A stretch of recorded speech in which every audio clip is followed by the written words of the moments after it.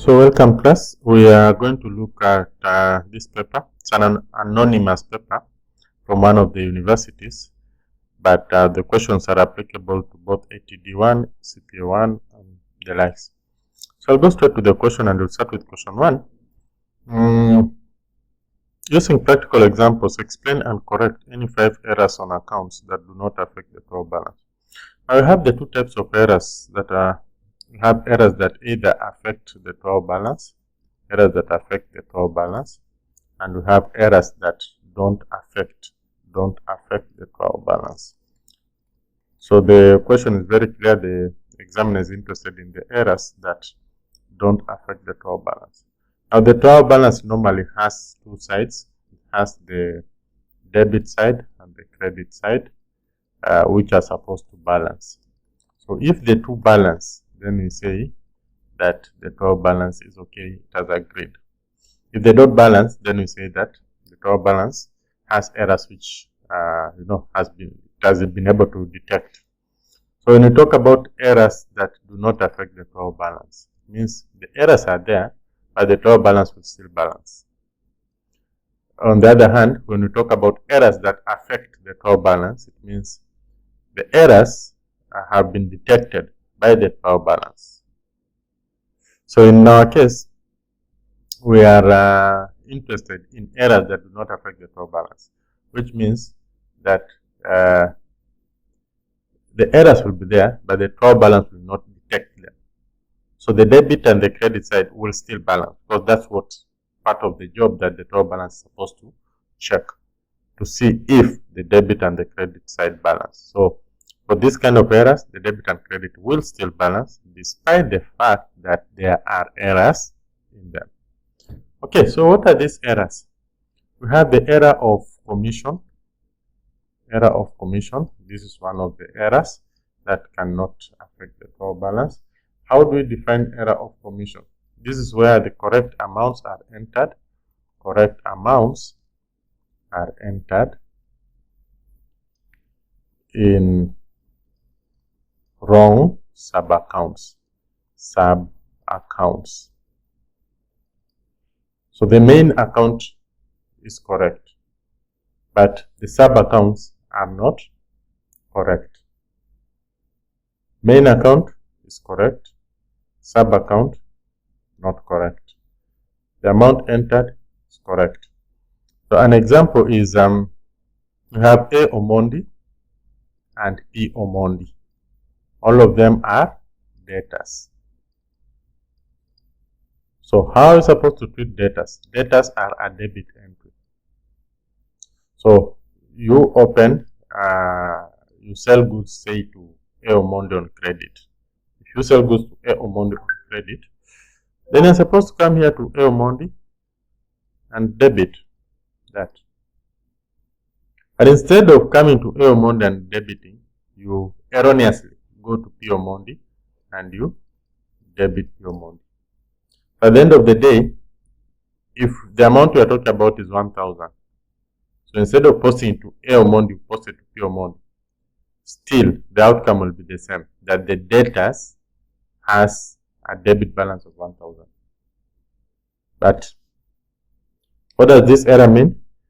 That it is P Omondi who owes the farm, when in real sense it is A Omondi who owes the farm. So you can see this is the main account. These are the sub accounts. So the correct amounts are entered in the wrong sub accounts, but correct account. So the account is correct, but the sub accounts are wrong. So that at the very end, we'll still, have the debtors. That is an error of commission. How do we correct this? You simply debit the correct account, then you credit the wrong account. Debit the correct account and credit the wrong account. We are crediting the wrong account so that it can cancel this effect. Once we cancel it, now we post it to the right account, which is L1. So that's how it happens. That is error of omission. So we'll go to the next one. The next one is error of, I think let's do the error of omission. So the next error is error of omission. Error of omission. An error of omission, this is where you completely leave out a transaction, completely leave out a whole transaction. And this is very simple. When you completely leave out a whole transaction, it simply means that you don't have a debit, neither do you have a credit. Because a transaction is supposed to have a debit and a credit as per the double entry concept. You've completely left out that transaction. It means there will be no debit, there will be no credit. So the trial balance will still balance, but with that figure less. Okay.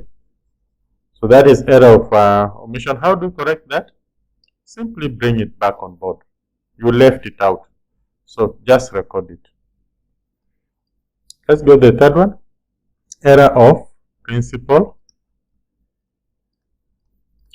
This is where you make, of course, the amounts are correct. You capture the amounts correctly, but in the wrong class. Wrong class. You capture the correct amounts, but in the wrong class. So it occurs when an item is entered in the wrong class. And this class is not just a class that fundamentally goes against the principles of accounts. Fundamentally goes against the principles of accounts. So you enter a transaction in the wrong class that fundamentally goes against the principles of accounts. And an example is furniture repair. Furniture repair is an expense that is supposed to be debited because expenses are debited. So furniture repair is an expense. So we do what? We debit. And instead of debiting the repairs, furniture repair account, you debit the furniture account. Furniture account is an asset. Furniture is an asset. Furniture repair is an expense. All of them are debit entries. So instead of debiting, you've repaired furniture. Instead of debiting the expense account or furniture repair account, you debit the furniture account. Furniture is an asset. At the very end, because all of them are debit entries, the debits will be equal to the credits. All of them are debits. But there is an error. Error of principle. Why? Because you've just treated furniture repair as an asset. That is fundamentally going against the principles of accounts because an asset is defined totally differently from expenses. How do you correct that? You simply credit the wrong account and then you debit the right account. Credit the wrong account, debit right account, credit wrong account. Let's move the next one. Error of complete reversal of entries. Complete reversal of entries. And this is where instead of debiting, you credit, and instead of crediting, you debit. Instead of debiting, you credit. Instead of crediting, you debit. Of course, the same figure because it's the same transaction. Instead of debiting, you credit, and what you're supposed to credit, you debit. At the very end, the debits and the credit will be the same. And so, the trial balance will not be able to detect that particular error. How do you correct that? Just the opposite. If you had debited instead of crediting, can you credit to cancel the effect? And then do the opposite again. So just do the opposite because what you've done is that you have entered them opposite. So just create an opposite transaction to cancel the effect and create the right effect. So that is error of complete reversal of entries. The words that you might use. This is where entries in a transaction are entered. How do I put it? Entries are posted. Looking for a better word. Okay, just say this is an error where a debit entry is posted as a credit entry and a credit entry is posted as a debit entry. That will be done. That is the error that we're talking about here. Then we have compensation errors.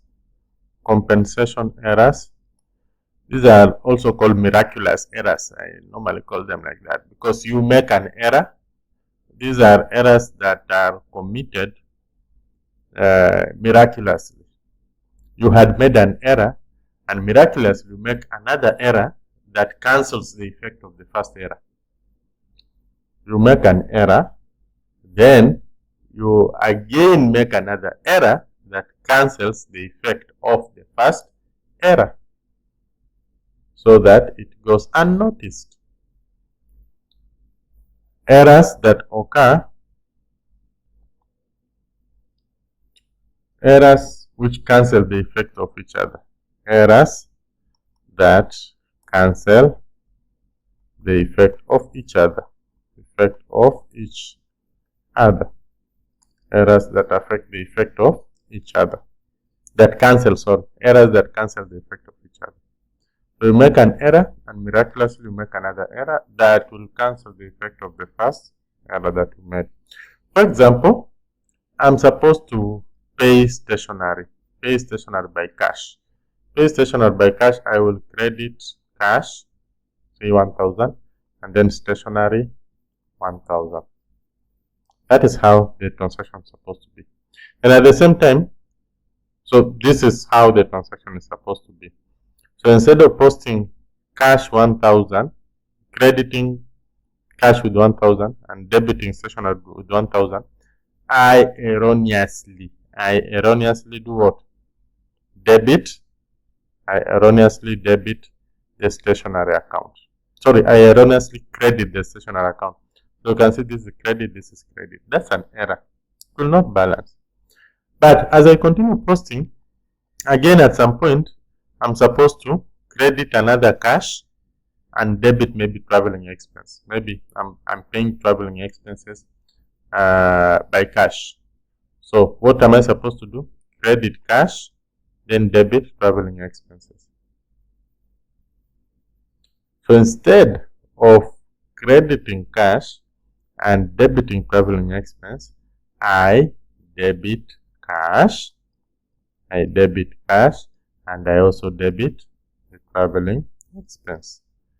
So that at the end of the day, the credits are 2, the debits are 2. Debits 2,000, credits 2,000.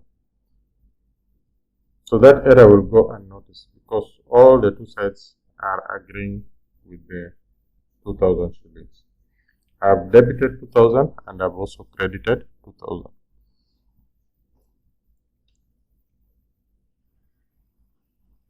We also have errors of transposition. Errors of transposition, almost the same as these errors of errors of original entry. I think let's have it. Errors of original entry. These are where you say instead of you make an error in the original books of entries, like the invoice. Instead of capturing 1,000, you capture it as 100. When you'll be posting, you'll be posting 100 on the debit side, 100 on the credit side. Instead of 1,000, which is the correct figure on the debit side, and 1,000, which is the correct figure on the credit side. So errors of original entry occur when you capture the wrong figures in the first transactions. So those errors will go duplicating or replicating themselves until the end. It's almost the same thing with transposition error. Transposition, instead of picking it, the figure as 378, maybe you pick it as 738. Instead of picking it as 378, you pick it as 738. So it means we'll continue. The further accounting treatments will continue with 738 and not 378. That is what we call the transposition errors. And I encourage you to Google each of these and learn more, or get some textbook and learn more about these errors. So number 2, if accounting information is presented in the financial statement is to be useful, following concepts must be adhered to. Number 1, materiality. So materiality. Number 2, we have consistency. Number 3, we have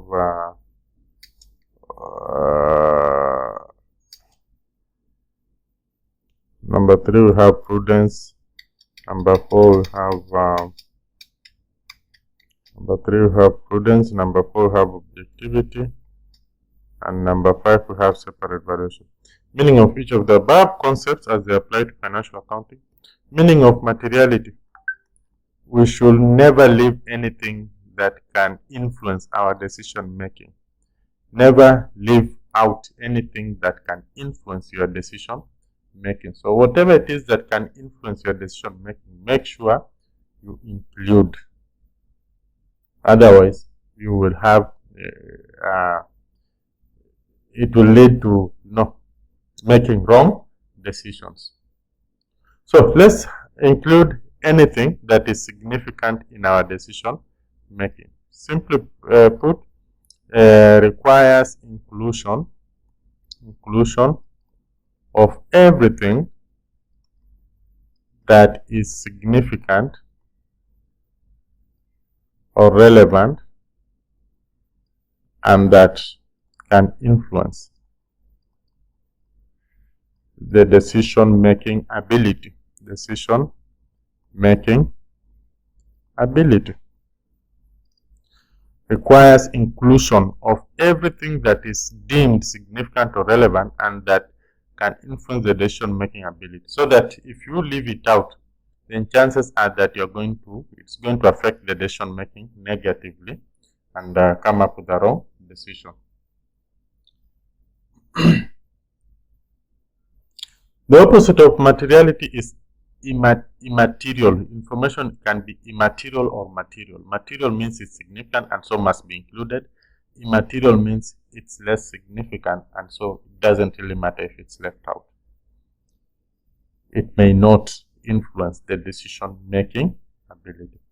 An example of this is, for example, if you are preparing books of accounts and then you remember that you erroneously left out or forgot to record a pencil that you bought some time back, pencil worth say 50 bob, that you bought some time back. It depends. If 50 bob is material enough in that organization, then you have to include it. But if 50 bob is insignificant and will not change a lot, then it's immaterial. Leave it out. Continue with the rest. So that is how materiality is used. That if something is of significant nature and can influence the decision-making ability, you must include it. But if it's irrelevant or will not change the decision-making ability of the user, then you can as well leave it out. Consistency simply means that you need, I think I'll use the word uniformity over time. That what you do today should be in line with what you did yesterday, it should be in line with what you did the other day.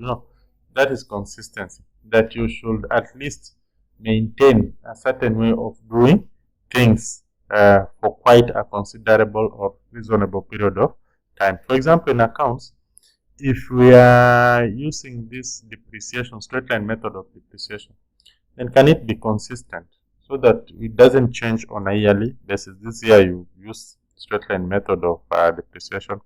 Next year, reducing balance. The other year, revaluation method. You are not consistent.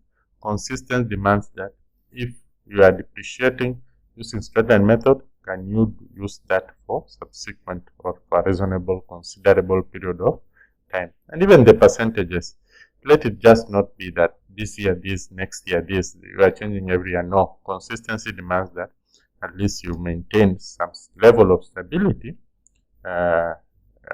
over time. Prudence concept simply says that we should be cautious and avoid overstatement. We should be cautious and avoid overstatement. It's also in line with what we call conservatism way of thinking. That it is better to underestimate the revenues and overestimate the expenditures.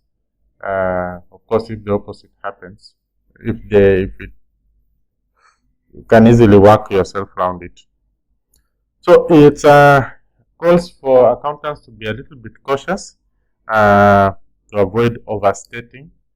Overstating can be quite risky, especially if you overstate like the incomes and they don't come to materialize to you. No.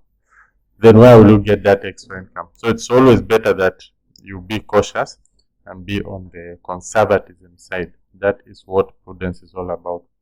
It encourages us to understate the income, not in a bad way, just to be cautious, and to overstate the expenditures, not in a bad way, but just to be cautious. Those are the examples. But then objectivity, the opposite of objectivity is subjectivity. Objectivity simply means that we should be factual. We should be factual in our decision making. Meaning that the decisions we make must be supported by data, as opposed to just making decisions that are subjective, decisions that are biased. So this one, the objectivity, it's about not being biased. Let's make informed decisions that we can stand by, we can support by data. That is what accounts is all about. Data that can be supported by facts. For example, we cannot say that I'm recording this because he promised to pay. No. Objectivity demands that he actually pays before I can record. So that is a fact. He has paid, so I can record. Separate valuation, that if you're talking about maybe getting the value of assets, we have to deal with individual items, not just all the assets. We don't just group all of them together and to get their values. No, we have to get the value of individual assets before we can now add their individual value to get the total value of those assets. That is what separate valuation means. That we need to get the value of each item as a standalone before we can now add them together to get the value of that particular class of assets or items. That is what separate valuation is all about. An example, furniture, let's get the value of seats, let's get the value of tables, let's get the value of like that. And then finally we can add all of them together and get the value of furniture.